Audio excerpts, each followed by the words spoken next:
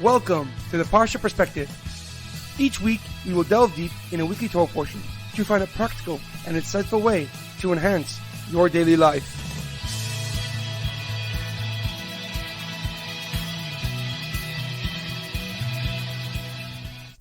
Thank you for tuning in. My name is Rabbi Shalom Yamini, and each week we will look into the weekly Torah portion to find practical and insightful ways to enhance your daily life. This week's Parsha Perspective is in honor of our homeland, Eretz Yisroel. May HaKadosh Baruch Hu, may God give the strength, the fortitude to our brief soldiers to eradicate all of Israel's enemies. May God save all the hostages in Gaza from harm and return them home immediately.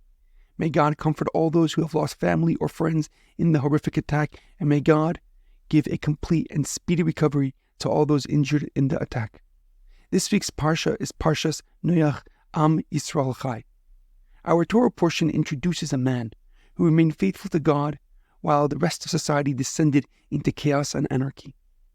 God told Noach that a Mabul, that a flood, would soon destroy all of civilization, and only he and his family would survive in a Teviah, in an ark that he was to build. He was given the ark's dimensions and commanded to bring 7 of every kosher animal and a pair of every non-kosher animal. Noach slowly built the Teviah over 120 years to allow people the time to repent and stop the flood, but he was unsuccessful.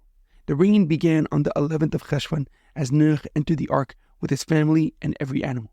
The downpour lasted 40 days and 40 nights, killing all human beings and animals not in the ark, not in the Teviah. The waters continued to stir and boil for 150 days until God commanded it to subside. Soon after, Noach sent out a raven to determine the extent of the water's retreat. However, the raven did not fly far before returning to the Teviah, before returning to the ark. So Noach waited and then sent a dove 3 separate times. The first time the dove left, it returned empty-handed.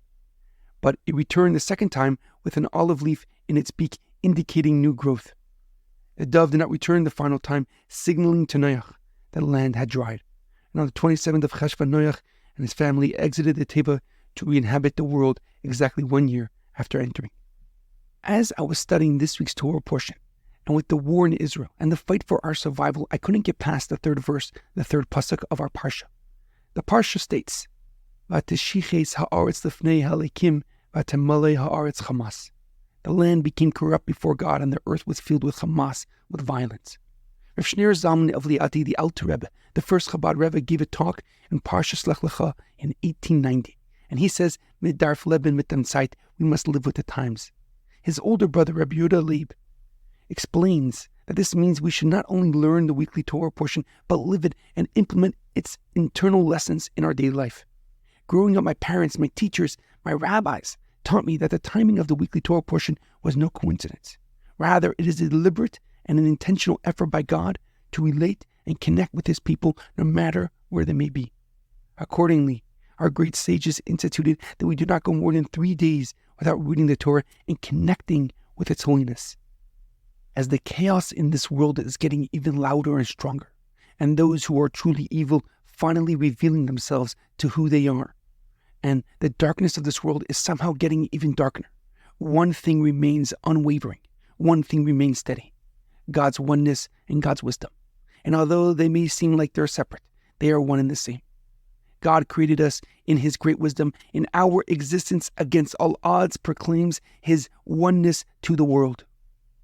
The Lubavitch Rebbe writes on Parshas Noach that the Torah seemingly portrays humanity as a failure to teach us extremely powerful lesson. The Rebbe explains that a pessimistic view is critical of hopes and dreams while cherishing gloom and doom. It robs people of their confidence and belief and exchanges it with fear, anxiety, and despair. A pessimistic and negative society cannot survive or endure, for it devalues growth, advancement, and innovation. While an optimist, writes the Lubavitch Rebbe, is precisely the opposite. An optimistic view cherishes aspirations and ambitions while devaluing negativity and cynicism. And this outlook gives those without hope or faith the inspiration and the energy to grow and to transform their lives. Accordingly, the positive and optimistic society thrives despite the misfortunes, despite the tragedies like we are experiencing today, because there's always a dream to aspire to, a promise to fulfill, a covenant of God to experience. The Lubavitch Rebbe explains that we must ask ourselves, which camp are we in? What perspective do we see? What side do we stand on? The Torah is abundantly clear and true onto which side it is on. Just follow the story of the whole society descending into Hamas, into chaos, into rebellion against God. And then we learn about Avram Avinu, a man who was unwavering in his belief in God, a person who came to the realization that there's a higher purpose and a greater mission to the vanity of this world. And he passed down this understanding to his son, Yitzchak Avinu, who exemplified this realization. First, by the Akedah, by the altar, he was supposed to be offered as a sacrifice. And then in Be'er Sheva, where he famously dug 7 wells while the Philistines were filling them. Yitzchak in turn passed this perspective to his son, Yaakov Avinu, who embodied this awareness with the resolve that gives us strength today. From fighting Esav's angel to believing his son Yosef was still alive, Yaakov maintained his faith, his trust in God to keep him going in the right direction. The Lubavitch Rebbe asks a question. What part of humanity do we focus on? The mistakes, the faults, the errors, or the faith, trust, and belief of our forefathers that was passed on to us? So as the chaos around us swells, and the challenges don't seemingly stop, which side do we stand on? What perspective do we see? Which idea is worth fighting for?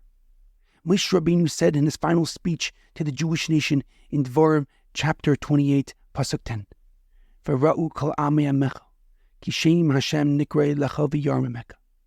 And the nations of the world will see that the name of God is proclaimed over you, and they shall stand in fear of you. We must put our strength and our trust and our belief in God. We must stay strong for our people, and we must know that we will prevail. Am Yisrael Chai.